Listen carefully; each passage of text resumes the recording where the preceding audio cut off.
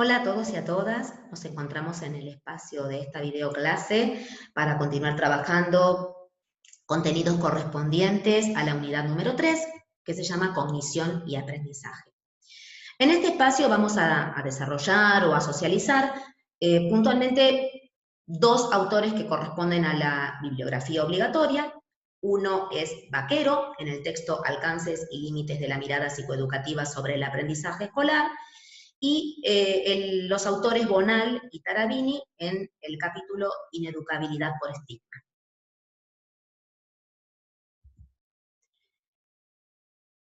Vamos a ir haciendo un recorrido sobre los siguientes conceptos. El primero es el de psicología educacional, luego giro constructivista y giro situacional, luego el de ineducabilidad por estigma escolar, después tomaremos las situaciones de ineducabilidad por estigma escolar y finalmente una breve conclusión. Bueno, en primer lugar vamos a hablar sobre la psicología de la educación y vamos a tomar algunas cuestiones más generales.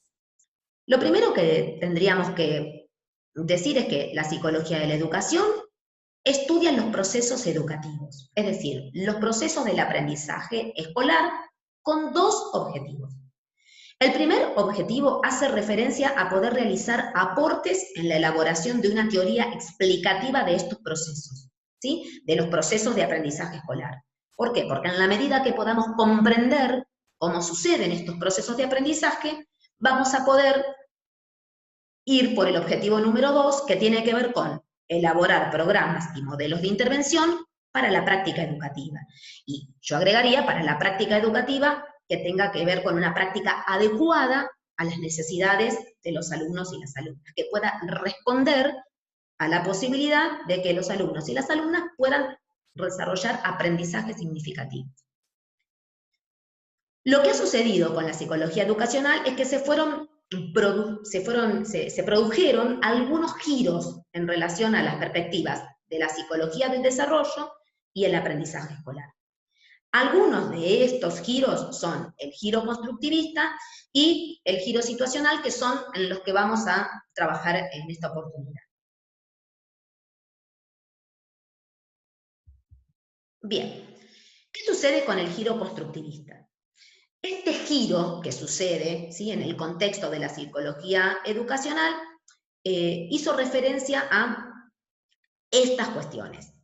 En este giro, la psicología educacional tomó aportes de la teoría psicogenética de Piaget para considerar las modalidades de construcción de los sujetos en interacción con objetos específicos. Y en este sentido, también en la psicología del desarrollo y la psicología educacional se complejiza la unidad de análisis en relación a la interacción del sujeto con el objeto, siempre esto, digamos, mirado en el contexto del aprendizaje escolar.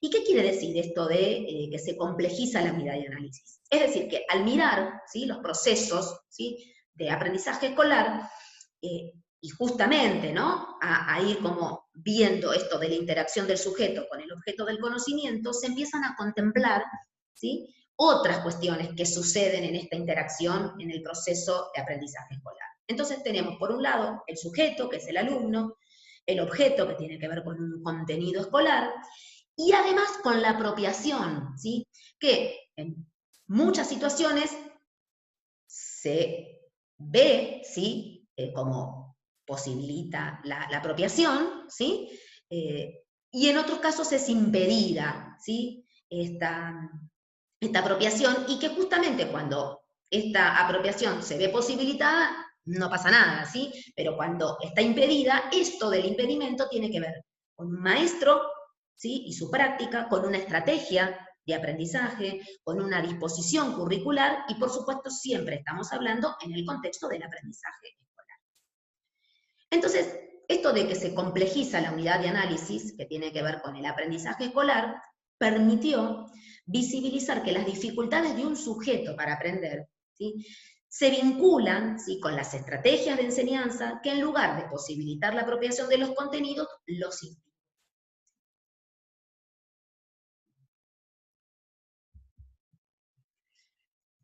¿Qué sucede con el giro situacional?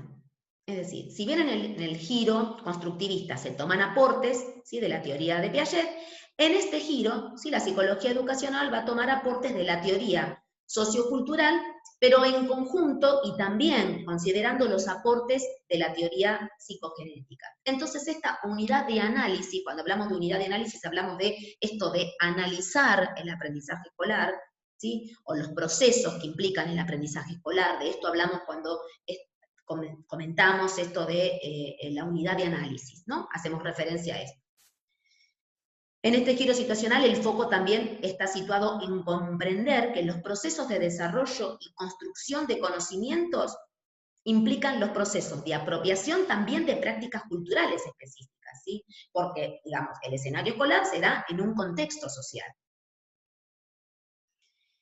En el giro situacional encontramos una preocupación por los modos de desarrollo subjetivos o posiciones subjetivas en interacción con los escenarios culturales, que en este caso tiene que ver con el escenario educativo, ¿sí?, con el escenario escolar.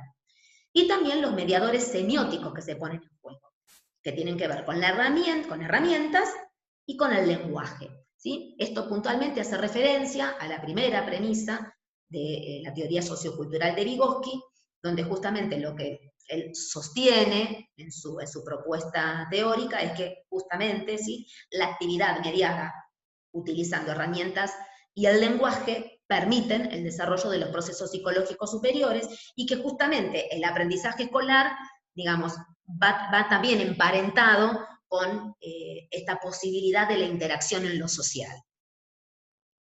Y además la escuela es un contexto social. También lo que fue sucediendo con respecto a este giro situacional es que los procesos de apropiación de un sujeto-cultura, ¿sí?, porque es en su contexto, implican la simultaneidad del funcionamiento inter- e intrasubjetivo, ¿sí?, como parte de la constitución subjetiva en las que están implicadas los procesos de desarrollo y aprendizaje. Esto es lo que decían hace un momento, ¿no? Digamos, recordemos que esto hace referencia a la ley de doble formación de Vygotsky, ¿no? Entonces, también el aprendizaje social, digamos, tiene que ver, digamos, o forma parte, ¿sí?, de este funcionamiento inter- e intrasubjetivo. De esta manera también en este giro se pudo observar, ¿sí?, pudo ver la psicología educacional, que la escolaridad provoca efectos en la vida cognitiva de un sujeto. Por lo tanto, la escuela debe generar propuestas de enseñanza que promuevan aprendizajes significativos.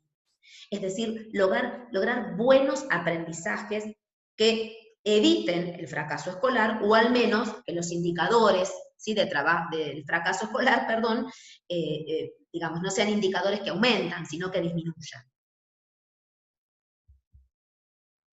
Bien, y justamente al empezar a hablar de fracaso escolar, se empieza, digamos, a relacionar el contenido que tiene que ver con la ineducabilidad por estigma, ¿sí?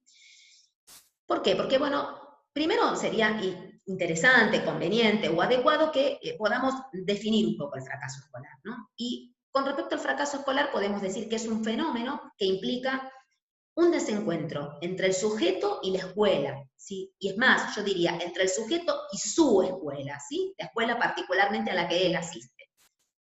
¿Cuáles son los indicadores que nos permiten visibilizar que este niño, digamos, se encuentra con posibilidades de ir generando cuestiones que tengan que ver con este fracaso escolar, ¿no? Y estos indicadores son el ausentismo, la repitencia y la sobriedad en las trayectorias escolares de los alumnos, ¿sí? Estos son los indicadores que a mí me dicen que en este escenario, ¿sí?, debemos repensar la propuesta de enseñanza y aprendizaje para estos niños, para este grupo, para estas niñas y niñas, por supuesto, para justamente generar situaciones de aprendizajes adecuadas al perfil y a la diversidad que tienen estos alumnos y estas alumnas.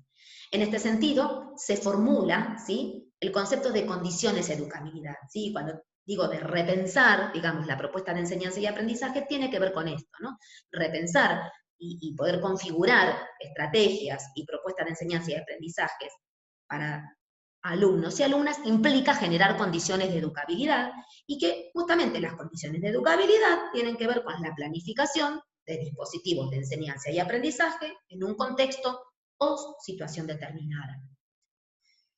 Cuando la escuela no puede garantizar las condiciones de educabilidad, ¿sí? Es decir, inclusión social y educativa, termina generando desigualdad educativa, porque muchas veces sucede que el niño logra tener una asistencia sostenida en la escuela, ¿sí? Que a veces es como el indicador de inicio, pero la escuela en este sentido logra la inclusión social, pero no logra la educativa, cuando no genera propuestas educativas que puedan responder eh, a las necesidades de aprendizaje de este alumno o de esta alumna.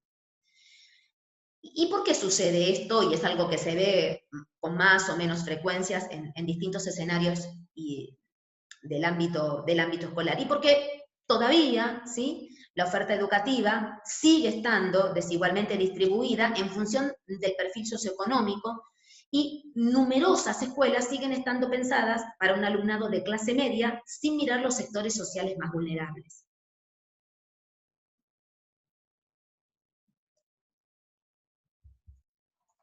Bien. Entonces nos encontramos con que la escuela, en este sentido, lejos de generar condiciones de educabilidad, genera un escenario de ineducabilidad, ¿sí? Y justamente este escenario de ineducabilidad, por estigma escolar, refleja la situación de niños y niñas que sufren procesos de estigmatización, discriminación y etiquetaje desde la escuela, puntualmente por ser pobres, ¿no? Va a hacer referencia el autor en el capítulo número 7. Es decir, que estos procesos de estigmatización son procesos que actúan directa e indirectamente, de forma abierta y también en forma encubierta, a través de la acción y de la omisión de las prácticas educativas. Es decir, cuando en el contexto escolar, ¿sí?, se continúa trabajando con un dispositivo al que responde un determinado número de alumnos, se empieza, digamos, justamente a generar acciones que tienen que ver con la omisión, ¿sí?, y que justamente este alumno queda como por fuera, ¿sí?, queda excluido de esta propuesta de enseñanza y aprendizaje, ¿sí? La ineducabilidad entonces radica en el ámbito escolar, es decir, que es la escuela y sus docentes los que con sus prácticas, valoraciones y modales de intervención estigmatizan al alumnado pobre y limitan sus posibilidades de desarrollo educativo.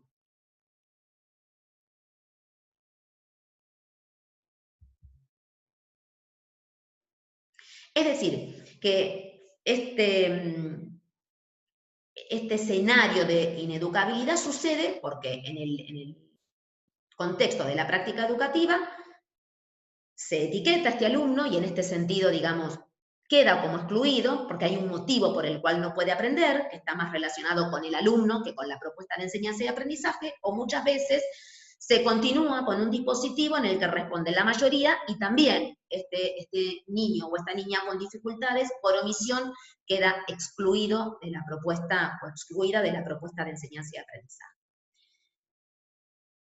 ¿Y qué es el estigma? Bueno, el estigma se basa en una forma de conceptualizar al alumno o a la alumna y es en base a esta etiqueta, sí, la consecuencia de la conceptualización tiene que ver con un etiquetaje y que justamente lleva a cabo su sistematización y, por supuesto, aumentan las posibilidades del fracaso escolar.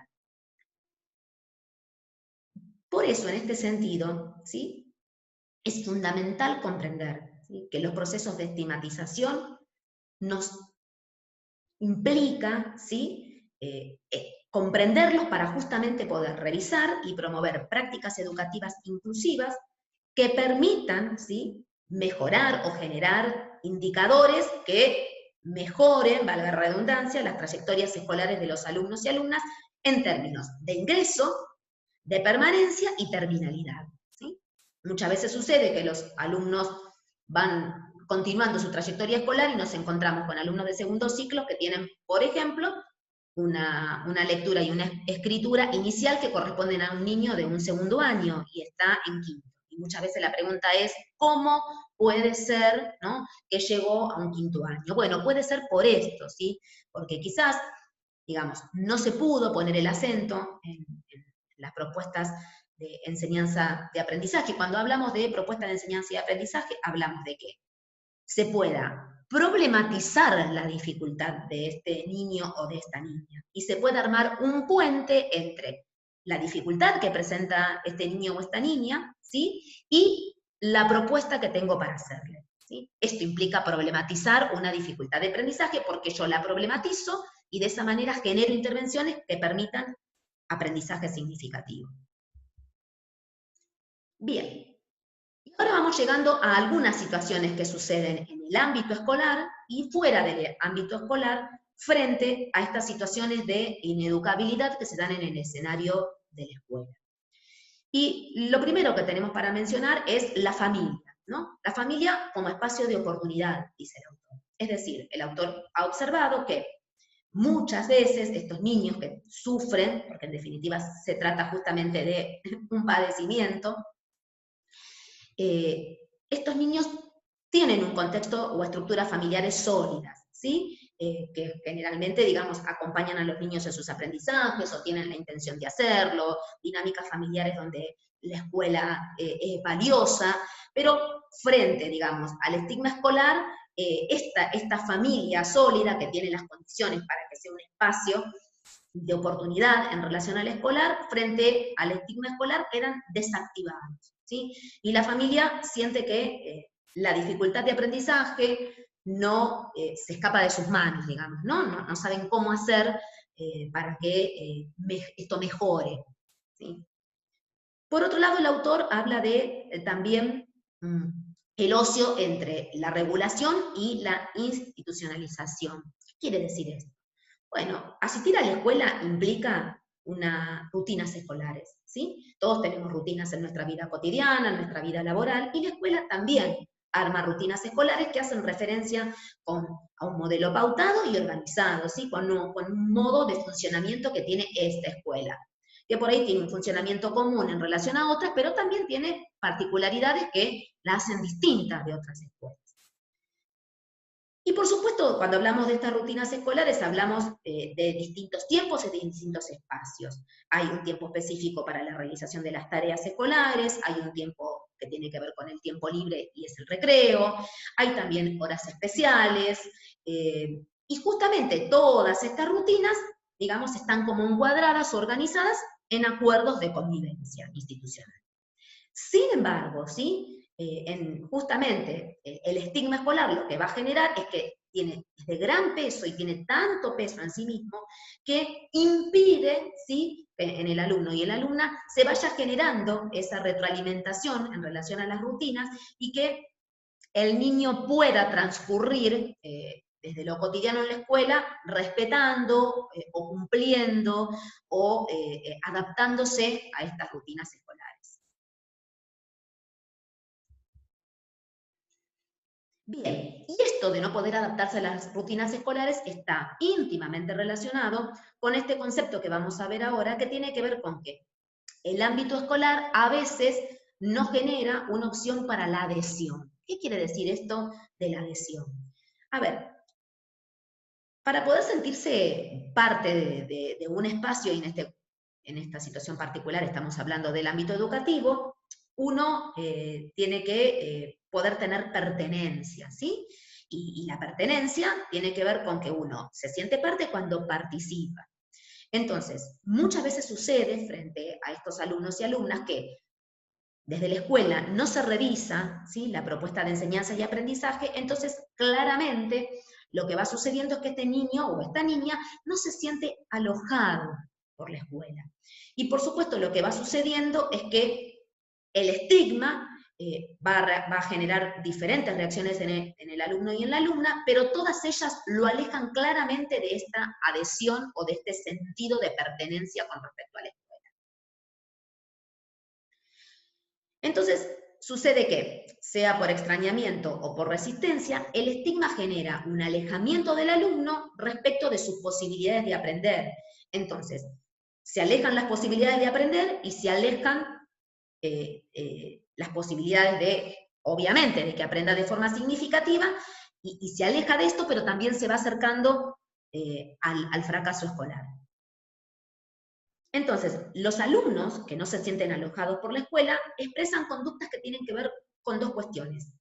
Identificándose frente al estigma, entonces este niño termina pensando que es él el que no puede aprender, que es él el que realmente, digamos, es como el responsable de esta dificultad, o el de rebelión, ¿sí? Frente al estigma. Entonces, cuando hablamos de esta rebelión, podemos pensar en aquellas conductas que tienen que ver con lo dificultoso que le resulta o le representa a muchos niños y niñas poder funcionar dentro de las rutinas escolares, ¿sí? Y cuando hablamos de rutinas, hablamos de las rutinas escolares en relación a las tareas y a todas las actividades que van sucediendo a lo largo de un día en la escuela. Entonces, hemos hecho un recorrido que tiene que ver con los contenidos que estuvimos socializando y estuvimos desarrollando, y sí podemos concluir en lo siguiente, ¿sí?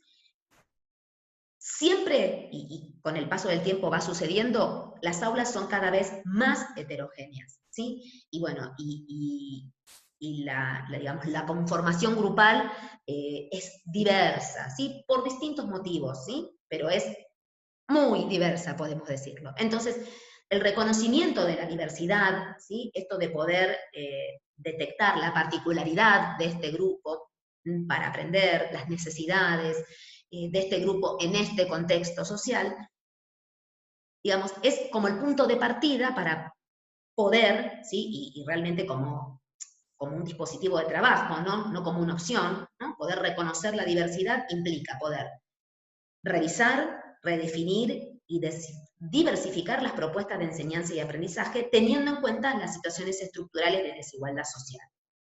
De no ser así, se corre el riesgo de desarrollar a través de lo educativo condiciones de ineducabilidad por estigma escolar. Y justamente es el rol del psicopedagogo el que va como todo el tiempo, digamos, acompañando, ¿sí?, la tarea del aula y del docente para ir revisando todo el tiempo qué configuraciones tienen que hacerse para que justamente la escuela sea un espacio que genere condiciones para la educabilidad y no condiciones para la ineducabilidad. Y nuestros aportes, justamente en complemento con la tarea docente, van a ir permitiendo como revisar esta tarea, que es una tarea que todos tenemos corresponsabilidad en este sentido, y que implica, digamos, poder generar dispositivos escolares que acerquen a los niños a trayectorias escolares que sean esperables y que no solamente le permitan al niño ingresar y permanecer en la escuela, sino que la terminalidad tenga que ver con, digamos, que el niño y la niña logren desarrollar, digamos, las habilidades que le van a permitir continuar y estar en condiciones de continuar en la trayectoria educativa. Bueno, de esta manera damos por finalizado este encuentro de videoclase. Muchísimas gracias. Y bueno, recuerden que nos estamos leyendo en el foro y que bueno, para responder inquietudes, para poder realizar intercambios que siempre son muy valiosos, los voy a estar leyendo en el foro de intercambio. Hasta luego.